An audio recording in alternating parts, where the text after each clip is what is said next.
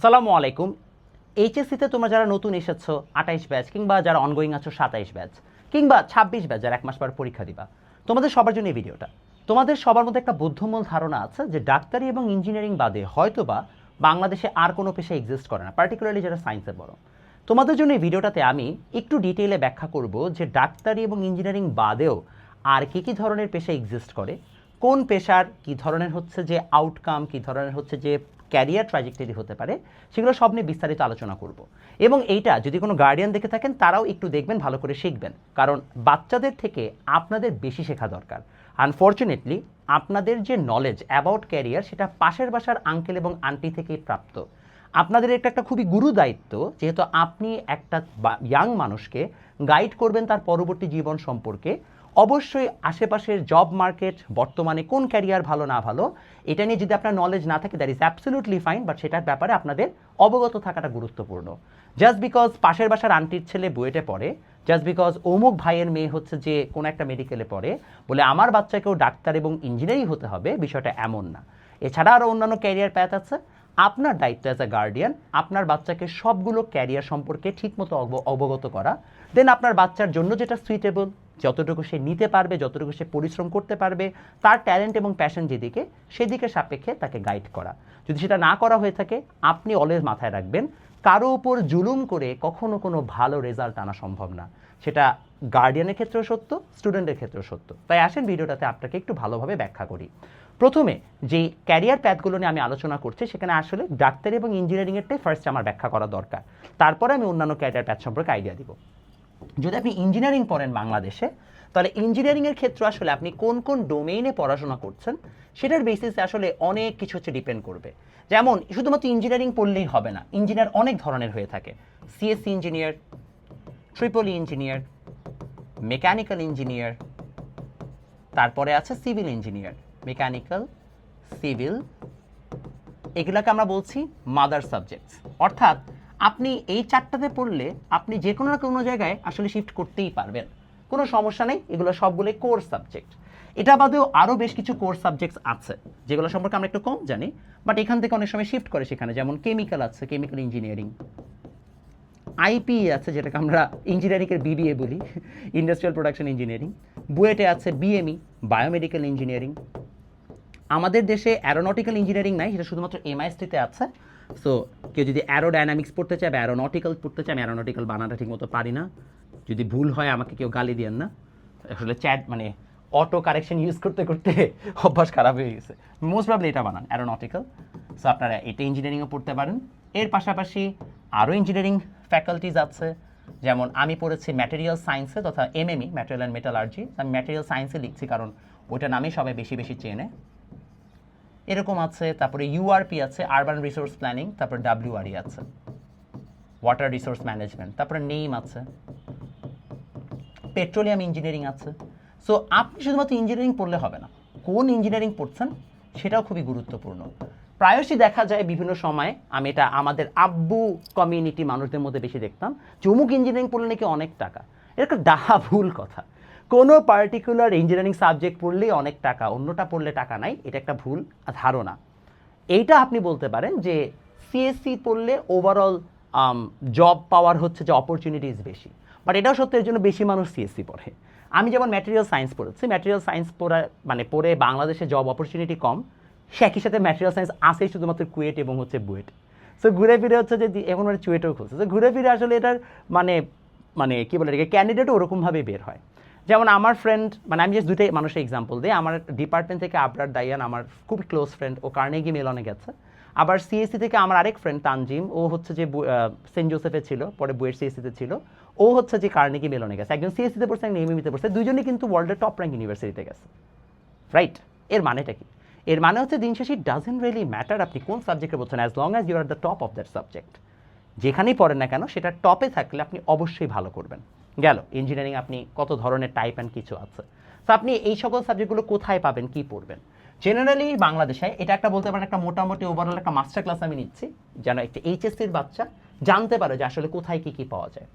আপনার কাছে সাধারণত ইঞ্জিনিয়ারিংয়ে হিসাব করলে পাবলিকে সুযোগ আছে বুয়েট, সিকে রুয়েট, একসাথে লিখে দিচ্ছি, মানে চুয়েট কুয়েট রুয়েট, সিকিউরেট বলে একসাথে, তারপর আছে সাস্ট, এগুলো হচ্ছে পাবলিকের মধ্যে আমরা টপের দিকে ধরি। এর পাশাপাশি বুটেক্স আছে যদি কেউ টেক্সটাইল ইঞ্জিনিয়ারিং পড়তে চান, যদিও বুটেক্সের ডিমান্ড আগের মতো এখন আর নাই, কারণ টেক্সটাইল ওভারঅল ইন্ডাস্ট্রি যে প্রমিসটা ছিল সেটা এখন খুব একটা আর আগের মতো প্রমিনেন্ট না, যার কারণে হচ্ছে যে অ্যাপারেল ইন্ডাস্ট্রিতে বুটেক্সের এবং আসলে যে কয়টা মানুষ দরকার ছিল তারা মেজরিটি আসলে বের হয়ে এখন ওই জায়গায় অকুপাই করে ফেলছে।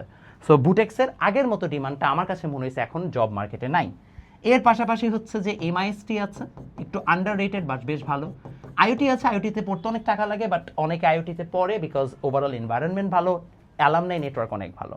সো এগুলো হচ্ছে আপনার অপশন। প্রাইভেটের মধ্যে আপনার অপশন আছে অস্ট অর্থাৎ আসানুল্লাহ, এটাকে সবাই টপে ধরে প্রাইভেটের মধ্যে। এছাড়া নর্থ সাউথ আছে, ব্র্যাক আছে, ব্র্যাকের সিসিতে তো প্রচুর মানুষ। আমি সবসময় এটা বলি যে উপর থেকে যদি হচ্ছে যে একটা এরকম মানে 10 নম্বর ওভারব্রিজ থেকে যদি একটা পানির ফোঁটা ফেলেন, হয় একটা ব্র্যাক সিএসসি ছেলের মাথায় যেয়ে পড়বে, নাহলে এনএসইউ বিবি এর মাথায় যেয়ে পড়বে, কারণ এত বেশি পরিমাণে এরা আছে। সো এনএসইউ আর ব্র্যাক, ঠিক আছে, এটাও আছে। তো এরকম করে হচ্ছে যে প্রচুর পরিমাণে আপনার হচ্ছে যে আর অনেক প্রাইভেট ইউনিভার্সিটিজ আছে, সেখানে আপনি পড়তে পারবেন। সেটা গেল আপনার ইঞ্জিনিয়ারিং অবস্থা। ইঞ্জিনিয়ারিং পড়ে আপনি বাংলাদেশে কি করতে পারবেন, এটা আসলে একটা খুবই ডাইভার্স কোয়েশ্চেন। ইঞ্জিনিয়ারিং পড়ে অনেকে বেকারও থাকে, অনেক অনেক ভালো জবও পায়। পিওরলি ডিপেন্ড করতেছে আপনি 4 বছর নিজের স্কিল গ্রো করতে পারতেছেন নাকি না। সো এটা নিয়ে কখনোই ভয় পাওয়ার কিছু নাই যে আপনি কোনো একটা সাবজেক্টে পড়লে জব পাবেন না। জব পাওয়াটা পুরোপুরি ডিপেন্ড করছে আপনার নিজের উপরে। তার উপর দিয়ে আপনার যদি কারো মনে হয় বাইরে সেটেল করবেন, তাহলে engineering is the safest route. কেন ইঞ্জিনিয়ারিং সেফেস্ট রুট? মনে করেন হচ্ছে যে আপনি বাইরে হচ্ছে যে অ্যাপ্লাই করতে চান পিএইচডিতে।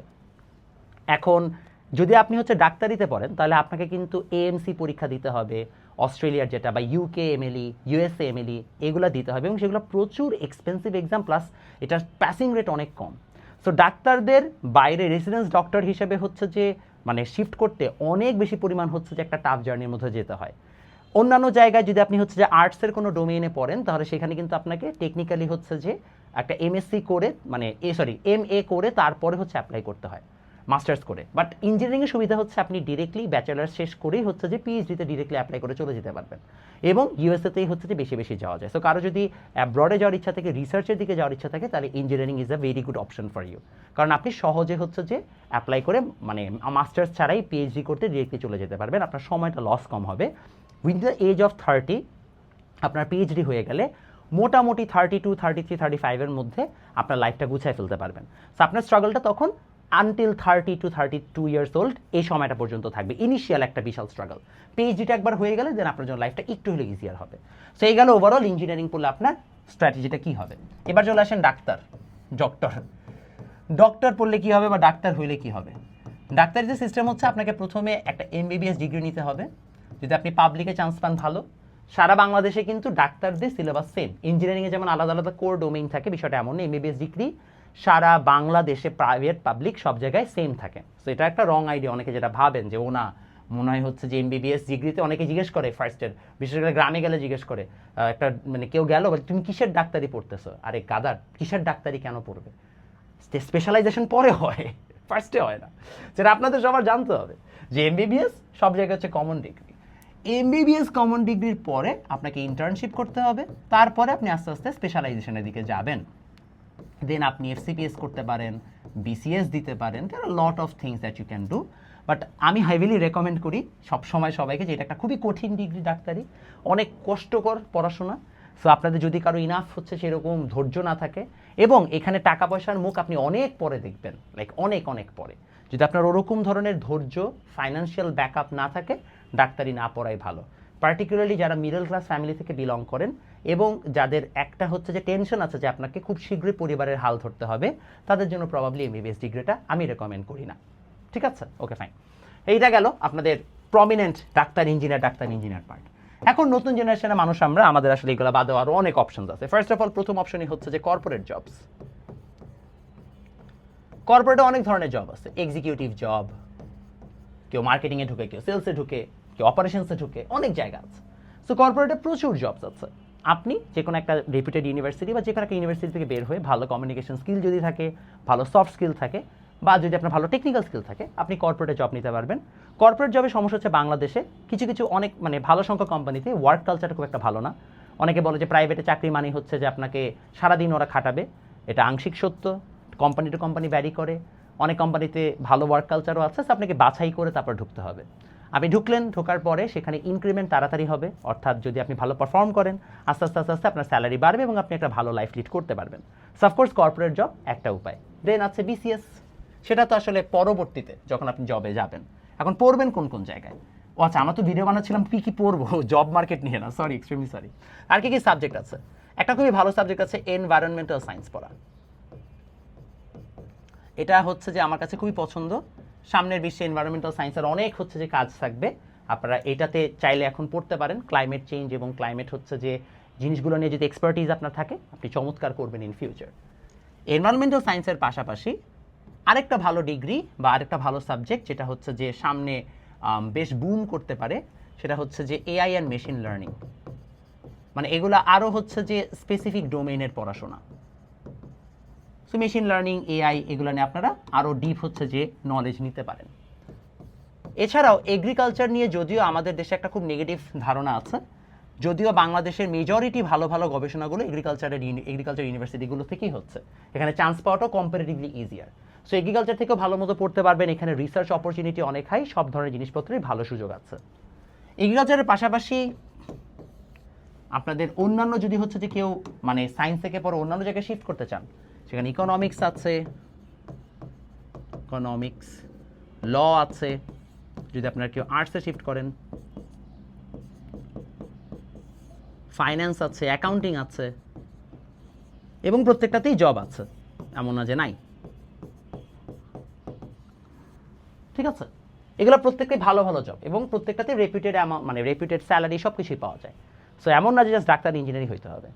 এর পাশাপাশি বিভিন্ন যে ইউনিভার্সিটিগুলো আছে, সেই ইউনিভার্সিটিগুলোতে আরও খুব ভালো ভালো সাবজেক্ট আছে, যেমন ফার্মেসি একটা খুবই টপ নচ সাবজেক্ট, এবং ফার্মেসির পোলাবেনকে আমি খুব একটা বেকার থাকতে দেখি নাই, কারণ বাংলাদেশে ভালো পরিমাণ ওষুধ কোম্পানি আছে, জব টপ পেয়েই যায় জেনারেলি। ফার্মেসি আছে, ডিউতে যেমন রোবোটিক্স আছে অ্যান্ড মেকাট্রনিক্স, যদিও এটার জব পাওয়াটা একটু কঠিন, বাট আছে।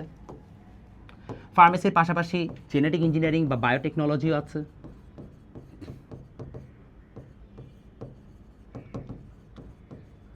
এটা একটা টপ নচ সাবজেক্ট, বাট দেশে খুব একটা মানুষজন থাকে না।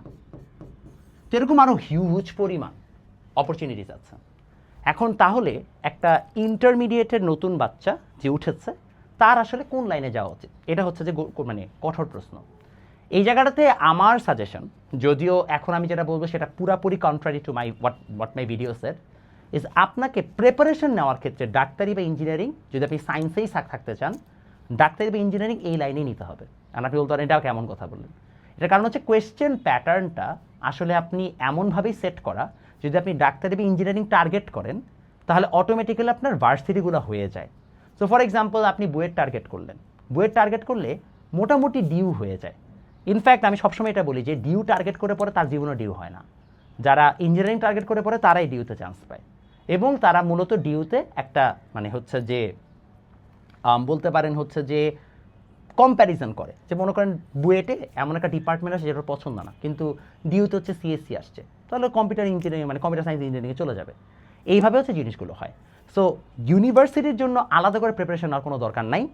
ইনিশিয়ালি আপনার টার্গেট থাকবে হয় ইঞ্জিনিয়ারিং লাইনে যাব, নালে ডাক্তারি লাইনে যাব, ওই লাইন ধরে আগাবেন, বাট মাথায় রাখবেন যারা লট অফ অপরচুনিটিস, আপনি কোনো না কোনো জায়গায় অবশ্যই হচ্ছে সাবজেক্ট ওয়াইজ চান্স পেয়ে যাবেন। এছাড়া থিওরিটিক্যাল মানে পিওর সাবজেক্টেও পড়ার জায়গা আছে, মানে এনলেস অপরচুনিটিস আছে। কখনোই এটা ভাববেন না যে অপরচুনিটির অভাব আছে, এবং গার্ডিয়ান থেকে বলবো কখনোই ভাববেন না যে একমাত্র ডাক্তার এবং ইঞ্জিনিয়ারই লাইফে ভালো করতেছে, বরং এত এত ভুরি ভুরি ডাক্তার ইঞ্জিনিয়ার আমার পাশে বেকার বসে আছে, আমার কাছে মনে হয় না যে লাইফটা এত সহজ যে একটা জিনিসটা একটা ডিগ্রি নিয়ে বের হলে আপনি জব পেয়ে যাচ্ছেন। এনলেস অপরচুনিটি আছে, অনেক সুযোগ সুবিধা আছে, জাস্ট আপনাকে আগের থেকে চোখ কান খোলা রাখতে হবে, এগুলো সম্পর্কে জানতে হবে। আমি চেষ্টা করেছি ভিডিওতে অনেকগুলো কভার করতে, এগুলো প্রত্যেকটা নিয়ে আলাদা আলাদা সেপারেট আলোচনা করা যায়, যেখানে আপনাদেরকে আরও ডিটেলে বুঝাতে হবে কোন সাবজেক্টের কী কী হবে না হবে, সেটা নিয়ে এখন আলোচনা করার দরকার নেই। এখন টার্গেট থাকবে জাস্ট বেস্ট ইনস্টিটিউশনগুলোকে যত বেশি সম্ভব হচ্ছে যে টার্গেট করে আগানো, তারপরে চান্স পাওয়ার পরে বাকিটুকু তোমাদেরকে আমরা বুঝাই দিবনি যে আসলে কোন সাবজেক্ট তোমার জন্য পড়াটা বেটার হবে। দেখা হবে ইনশাআল্লাহ নেক্সট ভিডিওতে।